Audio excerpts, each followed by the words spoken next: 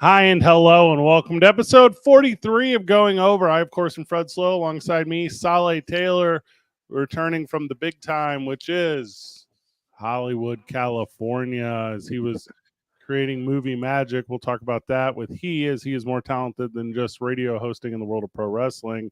Of course, it is SummerSlam weekend. We're going to preview the big WWE event. Tons of rumors around the world of AEW. The Olympics are here. So that means I think it was exactly 30 years ago today. This is probably not correct. That Kurt Angle won a gold medal with a broken freaking neck. So that's a super fun one for us. Saleh, welcome back. Hello, welcome. Thank you. It feels good to be back, man. Yeah, I missed you kind of. no, you did not. It did. That's a full-on lie. Acting. Big congratulations to our friend and co-owner of Duke City Championship Wrestling, former radio personality turned entrepreneur Aaron Burnett, as Smokin' Joe's Coffee and Cannabis opened yesterday, the time of airing, opening today, the time of recording. Went over there this morning with my lady. A real nice setup over there, the intersection of Lead and Yale. Lead and Yale. Is that Lead and Yale? So that fun little intersection over there, kind of by the Smiths. So yeah, head over there, get coffee in the morning, get cannabis in the evening. They're not a sponsor of the program, but I'm just very proud of him. That's actually right down the street from my office. That is good to know. Yeah. When Albuquerque, the way Albuquerque is, I only live a couple blocks from there. So it was an easy one. Also for me, because I do a lot of those like early morning, like let's grab a coffee kind of meetings, and this is going to be a prime spot for me because it's right by the house. And no offense to some other places over there, they're just a little too hip for me. Like some of the other places over there are a little too, I don't have to explain the patrons to whoever I'm meeting with. So it's nice to have a safe coffee spot where there's not a person doing tarot readings at 8 a.m. Well, Fred, you're just afraid to know what's to come. And honestly, I don't need to know tarot reading too. I'm with it. I'm with you on that.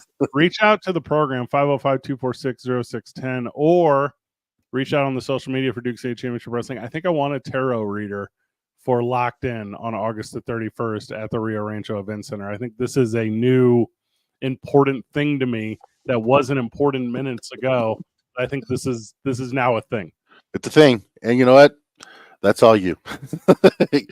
But yeah, congratulations to Buck, and we're really excited. Actually, I want to stop by and say what's up. Yeah, Smokin' Joe's. Smokin' Joe's. So go see them because that was a fun thing. Unendorsed or unpaid endorsement from us today. A big press release is going out today. At the time of recording, went out yesterday.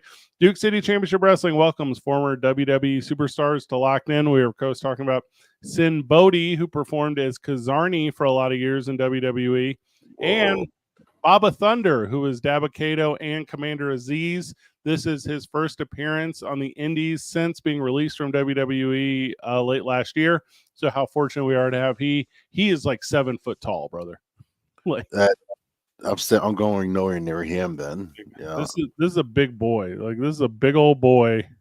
But Baba Thunder is now part of the Duke City Championship Wrestling family.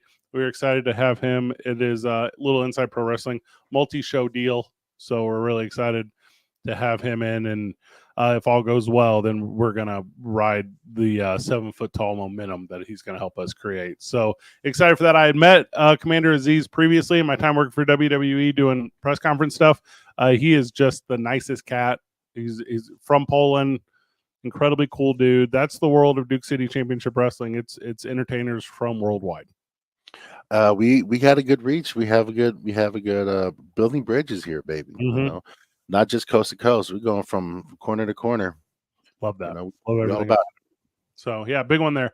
So you were in Hollywood all week. Let's talk about it a little bit. So you were in Hollywood. I don't know what you can say or what you can't say. You give me to the degree you can. Can you mention names of people you were working with? I could say it rhymes with Schmathy. How about this? She was a short-tempered mother whose son became one of the greatest linebackers of all time, and So you were talking about Waterboy, is what? yeah. So you're talking. All right. So we're not going to say Matthew takes. Like we're No, not going to say that. That would be stupid. But you are so fortunate to get a recurring role on a new thing, and you went out there. And I don't know if everyone knows about the world of show business or TV making, but you can create a season of thing within like a couple weeks. And you were out there doing some stuff. What was that experience for you? How was it to break the rust off? Talk to me a little bit about everything going all the way back to like I was going to say applying, but it's auditioning. Going back to the audition, like talk to me and the listener about what it takes to be a ultra super mega famous actor like you are. Oh man, I'm just happy to have a gig, man. This one happened fast. The turnaround for this one was fast. They're already in the process of filming their season, so they're like, "Hey, we need to see a tape." Actually, and I'm grateful that it went straight to a producer's session. Usually, you'll send in a tape, they'll review it, and then it'll get a call back. This one went straight to the producers. My manager, Curtis Beckhold from ADS Management, also my agent Tina Presley from Presley Talent. My manager Curtis pitched me really well, and they were like, "All right, we want to see him, but we can't take a tape. We need to do a straight up produced session." And so it was a live session, and they were like, "Hey, they're giving me notes. Let's see this scene like this. Let's see the scene like this." And the most important thing on that was they want to see if I can take direction on the fly. Sure. And the character was supposed to be it was on its way out because it's apparently they took a while trying to find someone to play this character. They were like, we're just gonna 86 it. But then I guess with me, they brought me in, and then it kept me for a couple episodes at least, and I exist in that world.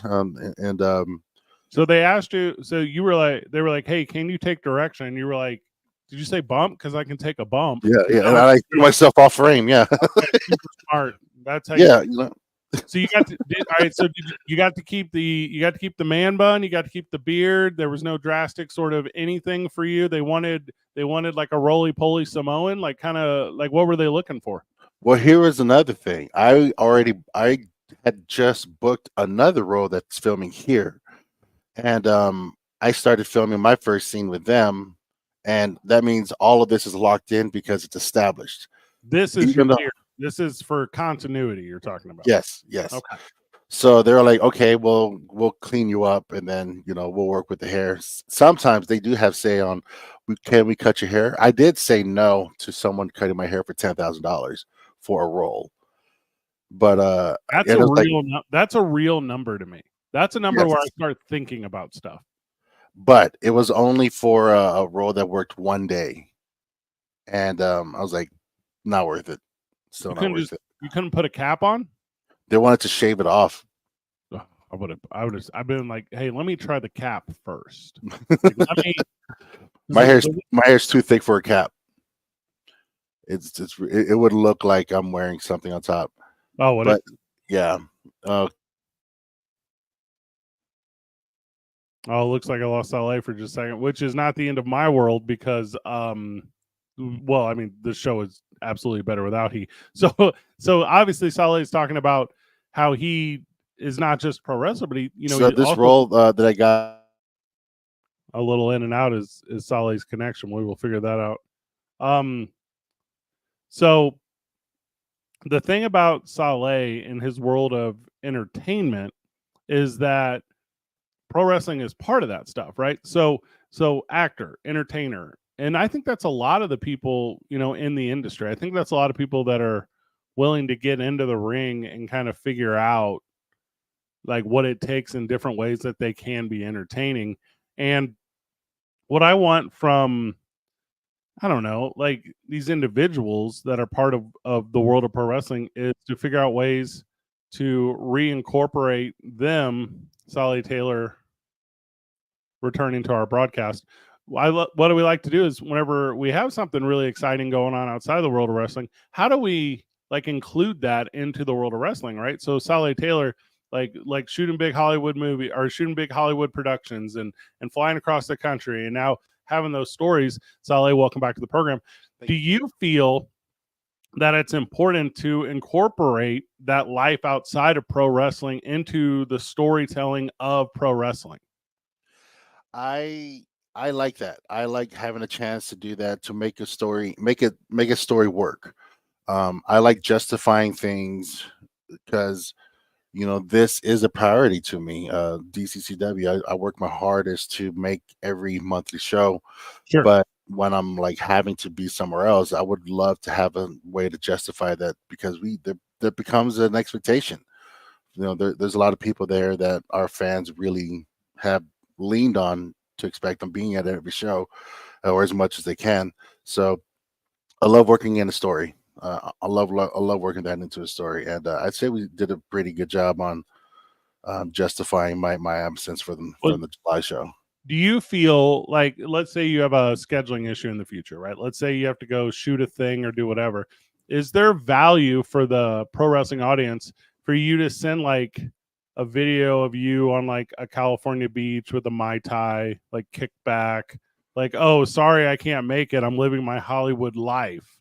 Like, is that a type of thing that you feel in your history with the business that fans would enjoy? Is that the type of thing where it's, oh, he's, there's like character wise, gimmick wise, Yeah, where oh, he slums with Duke City Championship Wrestling, he's actually a big time Hollywood starlet. And I guess WWE's does similar stuff with that before with the yeah. Miz.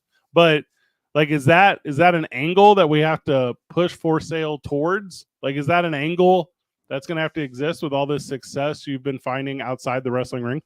I'd say, like, to a certain level, to a certain extent, there's an angle in anything, in everything. Yeah. I would love to make anything work, especially if it brings more eyes to it. The value of DCCW lies within the talent and the fans. But like, if you have talents that have other things happening outside, and we can work it in, and that can give a good rub to the show, and for the fans too, to give them something else to look forward to. Do you? All right. So this thing you were shooting, and I don't know if you're saying the title yet on air. So this thing you're working on, it's going to debut. It's going to be on a place where we fans of Duke City Championship Wrestling can watch it. Should we set up like a viewing party? Should there be like a release? Like, is it that kind of thing where we want like fans of yours in the world of pro wrestling to be able to become fans of yours in the world of TV and film? Yeah, but this is so, like, me on the level right now. I don't know how to say this. I don't like watching me. Sure. Like, I don't like red carpet events too. Like, I've turned down a lot of red carpet events because it's a different level of anxiety on that, because it's the lights and the glamour and all that stuff, but I'm there as me. That's weird. Even at DCCW, I'm a version of me, but I'm you already know, when we open the doors, we're locked in, and we clock in. But like, it'll be a great thing for people to watch. It's going to be on network television. Yeah. And there's other things with me in there too that already, but this is actually a very special thing, because when these episodes come on, we know when when I shot these episodes. Right. Well, that's appointment TV is not really a thing that exists anymore. Yeah.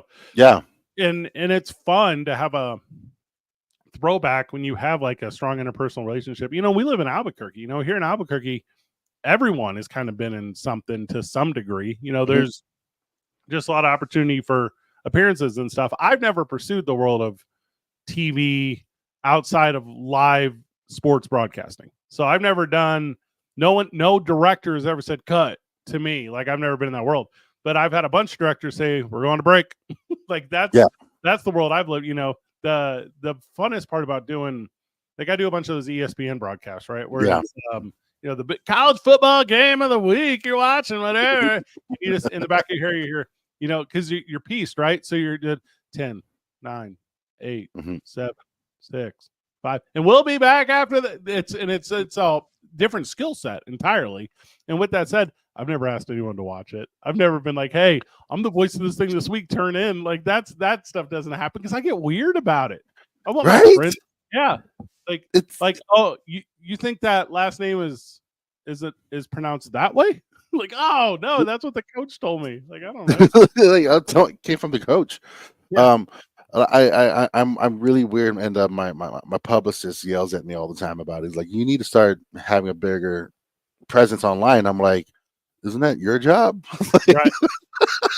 Thanks for the Bro, suggestion, bro. like I'm just trying to gig, man. I'm just trying to gig, man.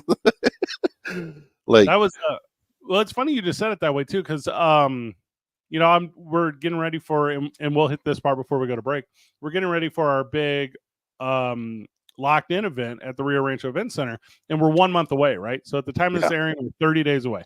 And I was like, well, you know what I'm going to do? I got a year and some months of retrospect on the World of Duke City Championship Wrestling. I'm going to do like a daily, like social media, the perspective of owner Fred Slow of Duke City Championship Wrestling, where people can tune in. And I shared a photo of me and Aaron Burnett and Joe Singer performs as Hobo Hank, and Chris Burnett, who's originally in the ownership group at Duke City Championship Wrestling, now just an on-screen persona. So I was sharing this, and that was part of my stuff with finding Hobo Hank. Finding Joe Singer was he was so vital, or excuse me, was so skilled in the world of having stuff out there that looked really good and was produced really well. And you could tell he was a guy who wasn't just about the gig. He didn't just show up and do the gig. He made sure that his materials existed, and they existed in partnership with established names. So he was very, I think I had found some stuff with like Edge and Christian. I found some stuff with what's old boy's name that used to run Eric Bischoff. I found some stuff with Tommy Dreamer. Dudleys too. The Dudleys, yeah. So there was a whole bunch of stuff. I was like, okay, we're talking about a guy who does the gig at a really high level and then understands the importance of having it out. And so just kind of interesting you hit on that before we go to break, because I do think there is equal parts in those things. I do think there is equal parts importance of not just doing the job, but making sure that it's available for others to consume. Also, when it comes to consumption, it is so hard to tell anyone how to watch anything. Like you have to create it so that it is on every platform so that others can take it in. Like it is not a thing anymore to put your thing in one spot and people go find it as a destination. It is a thing to put it everywhere. And then when it's everywhere, hopefully someone consumes it. Also from our live chat, Jeff the Ref says Hobo Hank has previously worked with Rey Mysterio. So there you go. So yeah, a ton of big names there. We step away so we can come back. We're going to preview SummerSlam. The card looks good, my friend. Are you up to speed? Have you been watching? Or have you been working too much? I did a little bit of both, but I've been keeping notes. And this card, it's going to be good. Oh my gosh, yeah, it's going to be good. It's going over right here on 95.9 FM and AM 610, the Sports Animal. Welcome back to the program. Welcome back to Going Over right here on the Sports Animal. I'm Fred Slow, Solly Taylor with me, and we were talking about the world of pro wrestling, also shoot wrestling, as the Olympics are underway. And the Olympics have produced a lot of professional wrestlers. Obviously Kurt Angle's the big one. Chad Gable right now. Ronda Rousey was a pro wrestler for a long time. You can kind of go down the list of other individuals who have done it. The amateur shoot wrestling, I think, starts today, the time of recording. I don't know any of the names. There's no Stevenson anymore. There's like some of those guys are gone. So I don't know who the big competitors are. But I do really enjoy whenever America goes out there and performs in front of the world. The one person that I'm actually looking out for is this kid named Kyle Dake. Sorry, he's a 4-time world champion, and I'm really, really excited to see how he's going to come out. This may be his final Olympic appearance. Oh, cool! So he's someone to be looking out for. But there's a lot going on in that world, especially because the gentleman who was with WWE, then he left, then he said he'll continue his training for that, but then he's like, oh, I'll just start training for football. Yeah. Steven. That was the big name that people were following, but then now he's not in there. But Kyle Dake is a name to look out for. Really excited. But the Olympics, man, it's one of those things where, yes, every time it's happening, the country seems to be at an unrest. But for these 2 weeks, man, we bleed red, white, and blue, baby. I'm trying to find what Gable Stevenson is doing with the Bills right now. There's like no real updates, which I guess there shouldn't be, because he's not doing anything. Yeah. Yeah, there's just some sound bites saying, yeah, he's excited to be there. Yeah, nothing of real significance, but Oh, that's actually kind of funny because you would think that they would be like, hey, keeping keeping some chatter about it over yeah. there. I'm on his social media page and there's like a photo of him maybe for a photo shoot day. So there you go. That's kind of the whole thing. So I know the WWE kind of universally said he didn't have the ethic, like the work ethic to get there. I don't know how much I buy into that because of his success as a amateur wrestler. But I will Yeah. also say I've seen a lot of pro wrestlers be difficult to individuals that don't follow the exact same path they took to get there. So maybe there was an energy about that. But best luck to he on success. I do hear he's a weirdo. Yeah. Like that sucks for him to be labeled as a weirdo, but I've heard. When one person is saying it, all right, cool, whatever. When two people saying it, okay, I'll pay attention. But when almost everyone that crosses them is saying the same thing, I'm like, okay, there's got to be some truth in that. Here's a look at the SummerSlam card as it stands at time of recording. I'm just going to hit them in order of championship, if you're cool with that, because it's a heavy championship defended one. So Drew McIntyre versus CM Punk, special guest referee Seth Rollins. No championship involved in this one. Maybe the best storytelling in 2024, maybe, and I would have said the Bloodline up until they had that unfortunate lull before Jacob Fatu showed up. So I'm going to say this Drew McIntyre, CM Punk. Oh, God, yeah. The whole thing is so very good. Seth Rollins' involvement. Tell me what you expect to see from three of the biggest names in the last 20 years, all going to be in the ring at the same time. I hope that they keep it simple. CM Punk coming in from injury, and I hate to say like this is a transitional match because like eventually we're going to see a triple threat between these guys. Mm-hmm. And but it's one of those like let's see how he feels back in the ring because I would like a 3 series with them. That'll be nice. And maybe Seth Rollins gives Punk a little bit of a poetic justice on this one. Let Drew get the W on this. He's earned a big W on a big stage, especially with SummerSlam being one of the big 4. I'd see Drew going on top, going over on that. Tell you what, Drew McIntyre is such an interesting entertainer to me because he seems better when he's around top tier guys. Like there was I think I talked to you about this 2 weeks ago. There was that Monday Night Raw where he goes out there with Adam Pearce, and they're talking about he needs to apologize to referees, and it's super boring. And he's like, no, I'm not apologizing to referee. And I do get the payoff now. Like, there's no referee willing to work with them. They have to bring in Seth Rollins. Like, I get it. But to me, when you put him in there with CM Punk, when you put him in there with Seth Rollins, and CM Punk hits him with, I'm a paraphrase, CM Punk says to Drew McIntyre, I'm your enemy, but I'm not your worst enemy. Your worst enemy is yourself. And I go, damn it. That's such a good line. That's so smart. And it has to be a guy like Drew McIntyre for that line to resonate. What makes it even better is that like he's talking to a mirror. Oh yeah. Hey, you're layers, baby. There's layers. You're a million times correct on that one, huh? Like these two dudes, one quit, one fired, one returned, the other. I will put this in CM Punk's this feather in his cap forever. He did not come back under the Vince McMahon WWE.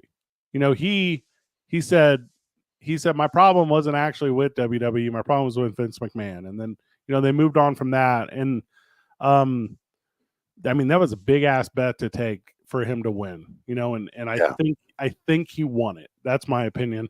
Speaking of wins in Cleveland, it's a big face versus a big anti-hero. Obviously, you're going to have a dusty finish. Drew McIntyre, victorious in a dusty finish. He will then have to fight Seth Rollins at fill in the blank, probably Survivor Series. Survivor Series, by the way, in Vancouver. I reached out to WWE. We're good for that. I know we did not make the SummerSlam trip. We had some stuff. My dad died. We had some stuff going on. but you and I are good for Vancouver. And it was just announced that Survivor Series is going to be up there. So get ready. The Saturday after Thanksgiving, your boys are going international. So that's That is my birthday weekend too, man. oh, we're going to be so close to Seattle? That's what we should do. So bro, let's Thanksgiving hits. Let's go to Seattle, hang out for a day. You want a Samoan Thanksgiving? That's what I'm saying. Oh, can I bring my lady? Well, yes. Yeah. Bro, let's do it. All right. And we leave her in Seattle for the why we go. We might leave the ladies in Seattle. We have to go to work. Like ladies, we gotta go to work. We'll drive. Like that'll be fun. That Seattle Vancouver drive is not bad. It's not bad at all. And if there's usually no snow over there because that's like a kind of like a rainforest up there. Yeah, like there's no. It's great. Right, I'm in on this. Give me Drew McIntyre over CM Punk to set up a Seth Rollins Drew McIntyre for Fuffle. Like that's what I'm seeing. Yeah, I see that. This is we're setting up. Well, they're in the long-term story. This one started what Royal Rumble actually, which is hilarious. And I might go back to each other. It might go back as far as you and I in Chicago at Survivor Series last year when CM Punk debuts and Seth Rollins' reaction. Oh yeah, I forgot Seth Rollins the third heat in this. Mm-hmm. Yeah, it's beautiful. I love it. Logan Paul versus LA Knight. This is the United States Championship, and congratulations to LA Knight. He's going to win his first title. Logan Paul has a baby on the way. He's also doing a bunch of weird political stuff. He needs to get out of the limelight. He was part of the celebrity tier of weirdos yesterday that 2 days ago at the time of airing, attacking female boxers, claiming they're misgendered. He's obviously still braggadocious on his Donald Trump interview. He obviously is living a different walk than a lot of the other individuals in the industry and the fan base surrounding this. So WWE will be excited to let him welcome his baby into the world and get out of the limelight till after the election. You will not see Logan Paul again until Survivor Series at the earliest, and you will not see Logan Paul again, I believe, until a surprise return at the Royal Rumble. I'd say, speaking of the lifetime events happening outside, or even the opportunities happening outside that can affect, the story, and like having to justify whatever an absence. I'd say one of the best ways to justify an absence on this is suspending him due to his conduct outside of wrestling. So I would say he's going to get more weird online. Okay. I'd say like even today, probably drop another bomb and just get going, and then like he'll just become more rambunctious, and they'll like have to say he loses the fight, he loses the match, and then like due to conduct outside, he's going to be suspended for a few months. Well, and we're talking about him on social media. So, and if you're not familiar with the Olympics, Iman Khalif is this competitor. She's a boxer. She's from Algeria. You cannot in Algeria be anything except for two genders by law. You cannot live a transgendered life. You are a woman or you are a man, and if you believe there are only two genders, she is one of them, right? So with that said, he threw up a social media tantrum, quote, "This is the purest form of evil unfolding right before your eyes. A man was allowed to beat up a woman on a global stage, crushing her life's dream while fighting for her deceased father. This delusion must end." And then at the time of recording, he walked that back on social media after it turns out he was a recipient of misinformation. And he says, quote, "I might be guilty of spreading misinformation along with the entirety of this app. Although she's previously disqualified for failing a quote unquote gender test and has XY chromosomes, some sources say Iman Khalif is born a biological woman.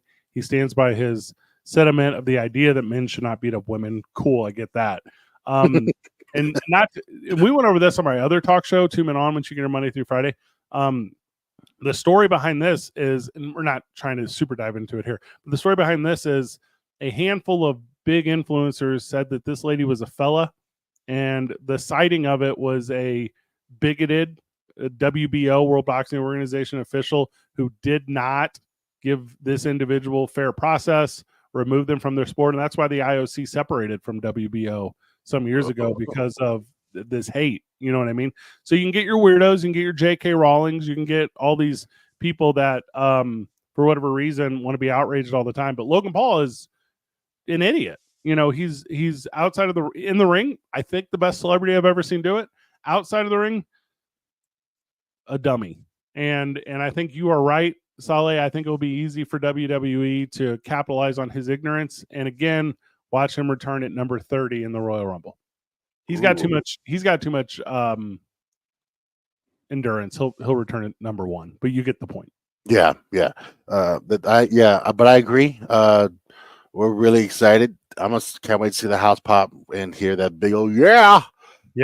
After he walks out with some gold. That's going to be really exciting for him. And good for him. Cool moment. And on a personal note, I'm a little disappointed I'm not there because I've been so fortunate. WWE often asks me to ask LA Knight questions in press conferences, and he likes you. He likes you, dude. It's been nice to be a part of that story up until now. And if he does get that big payoff, disappointed that I won't be able to be there. So kind of a cool thing to have been adjacent to. Sami Zayn takes on Braun Breaker. This is the Intercontinental.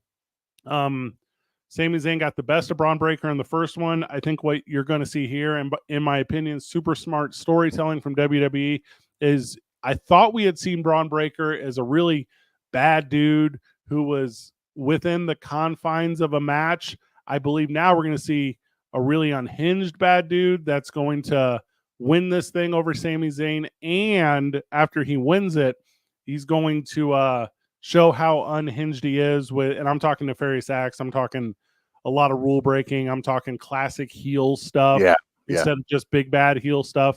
And I think Braun Breaker's character is going to grow multiple times over. He's gonna. Sami Zayn's earned another vacation, and they're gonna justify that with that. But this is the second in the series. Then they have their third is going to be in Survivor Series for sure. Yeah, the payoff in Canada. Sami Zayn's from Canada. That will be good for he to not be successful there too, because if you recall, he won the Intercontinental in Toronto. I mean, it's not Toronto. He won it at WrestleMania. Yes. He had a big thing in Toronto that he won big. Oh, over Braun Breaker. That was where the first one was.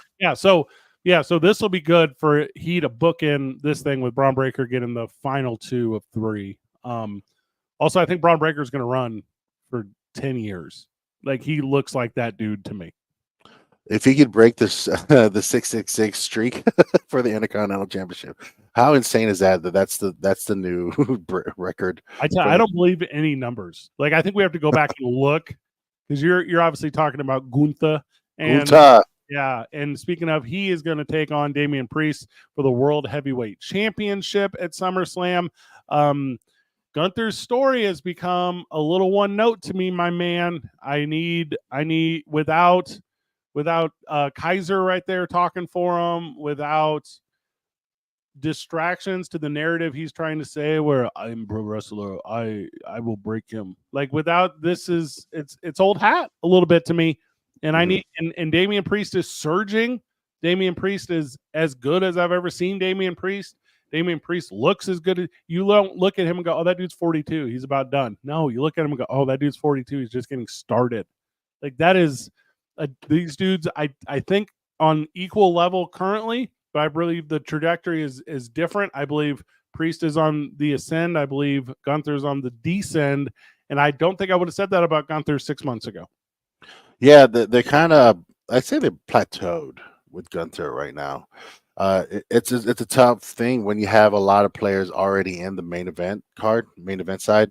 But I do like the idea of Gunther being like a gatekeeper into the next level, into the upper echelon, being that person that you have to go against him. He still has a solid record. Only 4 people have pinned him, and since he's moved up to the main event card, to the main shows, he has a solid presence, but they kind of plateaued with him a bit, but that's okay, because he's in a great position to be that guy that you're going to have to measure up against, or you're going to have to try against. And I think if he becomes victorious in this one, which he very well could, I think if he becomes victorious, it's going to have something to do with the Finn Balor, the Judgment Day kind of dissolving, and outside something, because that's an easy run for Damian Priest to jump into.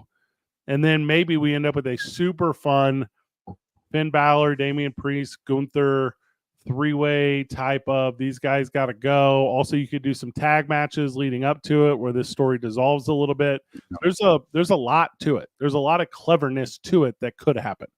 Do you see Damian Priest and Gunther having a series as well, or Damian Priest they'll just like shift his focus to Finn Balor, and then the eventual dissolve, or the break of Judgment Day? I think you keep a third in it the whole time so that neither Gunther nor Priest look superior or inferior to each other. There's always like an outside influence. So I think if you can come up with a thing where Finn Balor's like, hey man, I'm sorry, I've been sorry this whole time, blah blah blah, this, that, the other thing, and then it turns into, dog, I was never sorry. Actually I just started the Bullet Club. Like, it's right here. I brought them. Tama, come with me. Come over here. Like, we used to do the Bullet Club. Like, do that with me. Like, that'd be the coolest thing to me.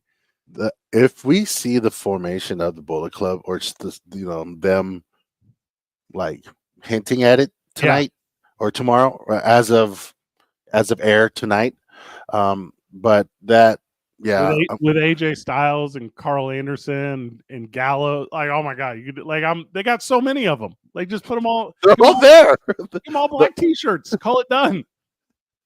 Let's go. And also bring JD McDonough to take pins. Like, I really like him. He's seriously having witnessed his work in Chicago. I became a JD McDonough believer because him taking that RKO off War Games chain link or whatever, that's too good. We step away so we can continue when we get back. It's Going Over right here on 95.9 FM and AM 610, the Sports Animal. Welcome back to the program. Welcome back to Going Over. Time of recording, it is Friday the 2nd. Is that correct? Friday the 2nd. And time of airing, Saturday the 3rd of August. We are in the exact same month that we're locked in. That's correct. The Rio Rancho Event Center, August the 31st, Duke City Championship Wrestling. Inside a steel cage, Hobo Hank takes on Thunder for the Duke City Championship Wrestling title. Bunch of big announcements as far as talent, bunch of big announcements as far as those in attendance. So stay attuned to the social media of Duke City Championship Wrestling and Going Over. Solly Taylor with me. We are going down the SummerSlam card. I forgot to mention, so let me apologize. We talked about if Breakker beats Zayn at SummerSlam, how would you rank Zayn's couple month run with the IC title? Has it been relevant to you? 1 to 10 it to me. Has this been a top tier, a mid tier, or a bottom tier reign? I'd say a mid tier. Yeah, only because we knew that from WrestleMania he was dealing with injuries, so he couldn't do too much. But he still has the people behind him, so that's what's been holding him down. Intercontinental champion, that's one of those championships where you gotta have the people behind you, or at least you gotta have enough heat to keep you relevant. And I think it's hard for a babyface to have it and have focus on themselves. I think, and I think Sami Zayn's a good example. Anytime a babyface gets the IC title, they still want to help their old tag team partner. They still want to. Still be the savior to others. And I think Sami Zayn does a little bit fall under that old trope that he wasn't super working for himself during this thing. So I think you're right. I mean, out of 10, 6, 7, it was good. Yeah, it was good. Yeah, wasn't bad. It's a solid one. But unfortunately, because of like Gunther and like Honky Tonk Man and even the Miz, like the relevancy of the title. It's a heels title, but more importantly, you don't start paying attention until after your first 200 days.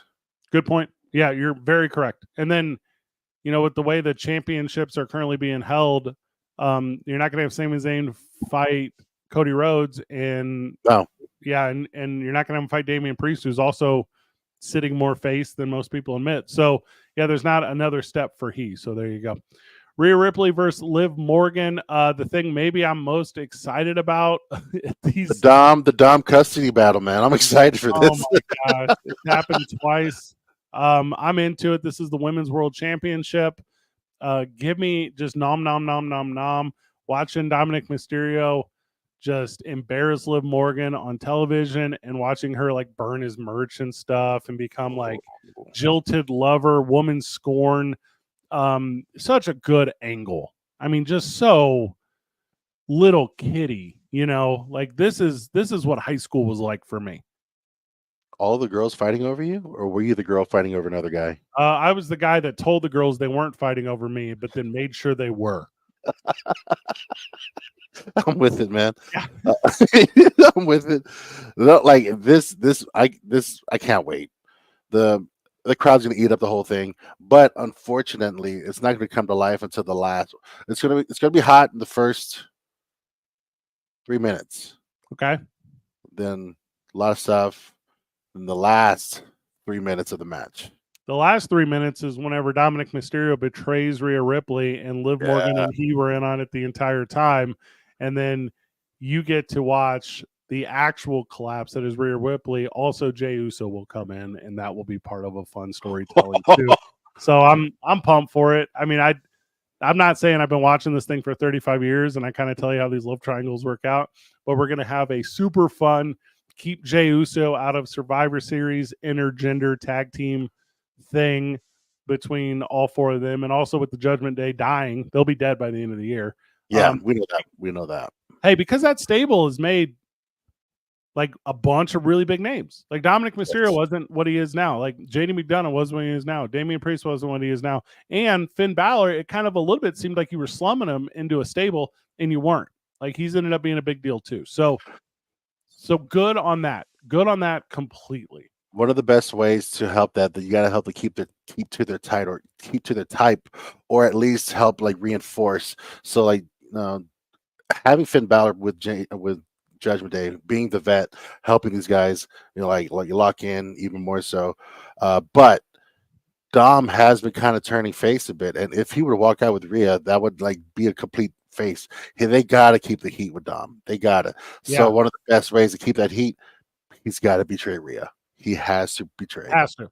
Yeah, and because the crowd just loves her too much. And if you put Liv Morgan with Dominic Mysterio in a fun heel couple, she can talk on the microphone, and then it ends up working out because oh boy, can't get a word in. Bayley versus Nia Jax. Tiffany Stratton will be all over this one with the Money in the briefcase. I would like to see not a squash per se, but I'd like to see Bayley underneath the whole time, and I'd like for her to fall short. I'd like for Nia Jax to get the title and then have a conniving Tiffany Stratton not cash in there, but claim to be her assistant and claim to be her partner, but always have the briefcase like walking around her and just waiting for opportunity to strike. So I would like Bayley to lose. I would like Nia Jax to win, but I would like all that to happen for Tiffany Stratton to get more of an opportunity to be obnoxious. It's definitely almost Tiffy time, man. Like she is a rising star. She is coming up. Having her around these two will be a great, really great rub for her. Mm-hmm. I like Bayley when she's on a mission to like on a mission for a title, on a mission for vengeance, on a mission for Bayley is really, really great on a chase. Yeah. Her sitting as a face by herself is really, really tough. The crowd can get behind her so much, but when she's on a mission, so like Bayley taking an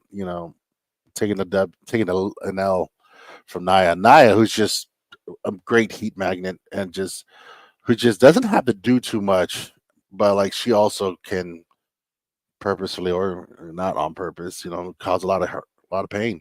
Yeah. Yeah, she is good at the story because there's chemistry between the two. Yes. They've been fighting for 10 years, I feel like. It's at been least forever. And Nia Jax as well is the prettiest big gal I've ever seen. Like there's not another way to say this. Like she has a lot of size and strength, and then there's just I think she was a model. I don't know if that's accurate.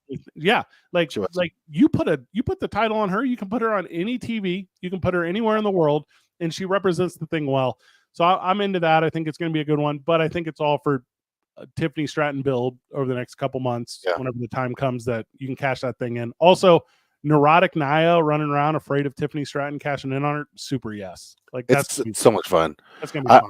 That's a lot of like backstage segments where she's like, just walking like the whole like, oh, what you doing here? Like, oh, Yeah. and why is there a ref next to you? Like I would love to see that. Does Jacob Fatu win the tag team titles? Oh yes. Yeah, he does, right? Oh yes. That not just that. I want to see. I'm a little biased. Y'all Yeah. already know. Same. But I want him to win it by himself. Yeah. And I want to see him at the end of that match hold both titles. Oh yeah, you're here too, and throw it at. I want to see that. Yeah. Like let him know like I can do this by myself. Yeah, we're on the exact same page here. It will be wild. It will be good. Awesome. And it's gonna be a tough SummerSlam for Solo Sikoa as he's gonna take an L to Cody Rhodes. I don't think we're gonna see any sort of Roman Reigns stuff at this. I could be wrong. It is a big enough platform. Jimmy though. Jimmy, yeah, Jimmy's the one. You knew I was going there. So yeah, look for a return. Look for a super kick to Solo Sikoa, and it's going to be a lot of fun to see. Bloodline Black and White versus Bloodline Red and Black, and I'm wanting it. I can't wait. It has to be them, like for War Games. It just has. But it's not going to be called War Games. It's going to be called Civil War. Bloodline War Civil Games. I screwed that one up. But you see where I was going. It's going to be good. Cody Rhodes will be victorious. He's going to get a full year. He's going to get to defend at WrestleMania.